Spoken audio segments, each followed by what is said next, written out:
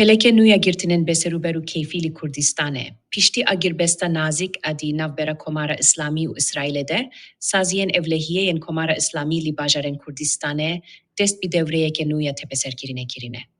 Ligori rehistina mafen mirovan hana, dirojen davi de hirib nehvedu penç buyeren girtinin beseruber en velatiyen Kurd, li bajaren çudayen Kurdistane hatine tomar kirin. Ev girtin bir pirani beyi gazi kirina fermi, fermanen dadgehe, anzelal kirina kanuni hatine kirin, u gelek velatiyan hedef girtine. Ligori agahien hana, hejmarek jinji dinav kesen hatine girtin dehene.